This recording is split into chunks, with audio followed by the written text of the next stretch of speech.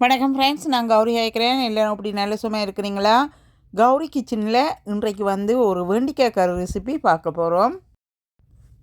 இப்போ வந்து நான் சமைத்து வைத்திருக்கிற வெண்டிக்காய் கறியை வந்து கொஞ்சம் கிள்ளி டிஷ்ஷில் போடுறேன். பாருங்கள் எப்படி இருக்கிறாருண்டு. சுவையும் ஆரோக்கியமும் நிறைந்த ஒரு ரெசிபி.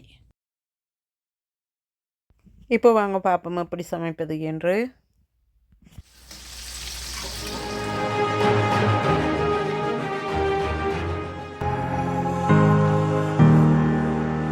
முதல்ல வெந்தயத்தை வறுத்தெடுக்க போகிறேன். இப்போது அதே சட்டிக்குள்ள தேவையான அளவு ஆயில் சேர்த்துக்கொள்ளுகிறேன்.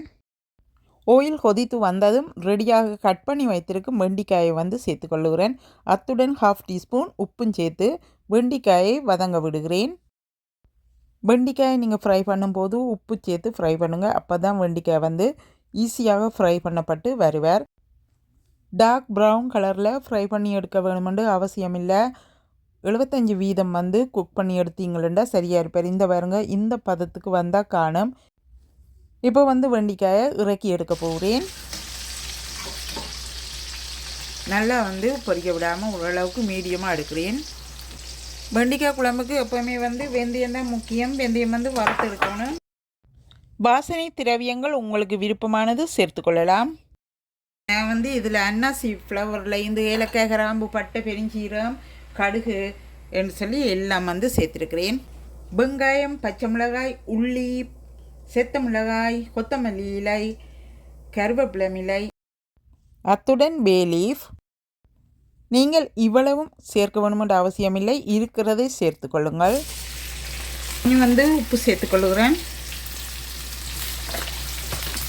கட்டாயம் வந்து எல்லா ஐட்டம்ஸும் போடணும் வண்டி இல்லை, உங்கள்கிட்ட இருக்கிறத சேர்த்துக்கொள்ளுங்க, பிரச்சனை இல்லை. இப்போ வந்து மூன்று நிமிடங்கள் வந்து வெங்காயத்தை தாளிக்க விட்டுருக்கிறேன். இதில் வந்து ஒரு குஞ்சத்தை வந்து கிள்ளி எடுத்து வைக்கிறேன். இப்போ இதுக்குள்ளே வந்து நறுக்கி வைத்திருக்கிற ஒரு தக்காளி பழத்தை சேர்த்துக்கொள்கிறேன். 1/2 தேக்கரண்டி மசாலா பவுடர், 1/2 தேக்கரண்டி மஞ்சள் பவுடர், ஹோம்மேட் கறி பவுடர் 1 டேபிள் ஸ்பூன், கடையில் வேணுன கறி பவுடர் 2 டேபிள் ஸ்பூன். இப்போ இவைகள் எல்லாத்துக்கும் சேர்த்து 1/2 டீஸ்பூன் உப்பு சேர்த்துக்கொள்ளுகிறேன். இப்போ எல்லாத்தையும் வந்து இந்த ஆயிலே வந்து ஒரு நிமிடம் வதங்கி விடுவோம்.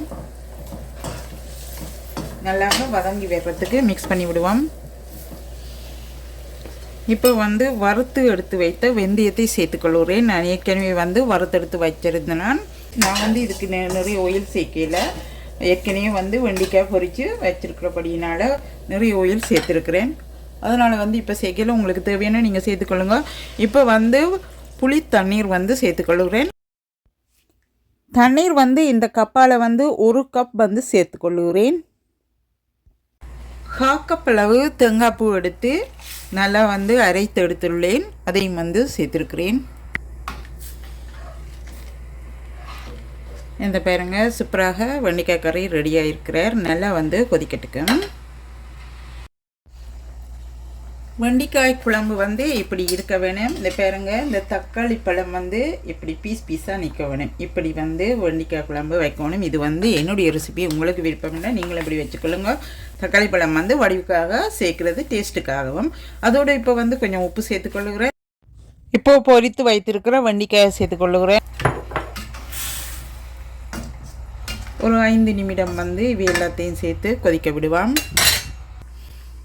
இப்போது வெண்டிக்காய் குழம்பு பார்த்தீங்களா எப்படி வடிவாக இருக்கிறாருன்னு சொல்லி, அந்த மாதிரி சூப்பராக இருக்கிறார். வெண்டிக்காயும் வந்து உடைஞ்சி போகல. தக்காளி பழத்தை பாருங்க, தக்காளி பழம் வந்து முழுசாக நிற்பார். அவிஞ்சும் அவியாத மாதிரியும் நிற்பார். இது வந்து என்னுடைய ரெசிபி. வந்து உங்களுக்கு விருப்பம்ண்டா நீங்களும் இதே மாதிரி சமைச்சு பாருங்கள். இப்போ வந்து இந்த லாஸ்ட்டில் வந்து பாருங்க, ஏற்கனவே நான் எடுத்து வச்சுக்கிற வெங்காயம் தாளித்து வச்சுக்கிறத வந்து சேர்த்துக்கொள்ளுகிறேன். நீங்கள் லாஸ்ட்லேயும் வேணுமெண்டா தாளித்து சேர்த்துக்கொள்ளலாம். எனக்கு டைம் பிடிக்குமென்றதுக்காக இப்படி வந்து சமைக்கிறேன் நான். ஓகேயா, இப்போ வந்து வெண்டிக்காய் கறி வந்து சமைத்து முடித்துட்டேன் பாருங்க.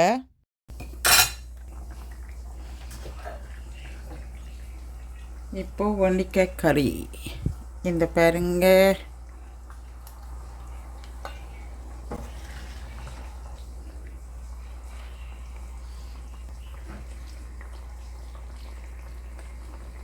அப்படி இருக்கிறேன்னு பாருங்கள்.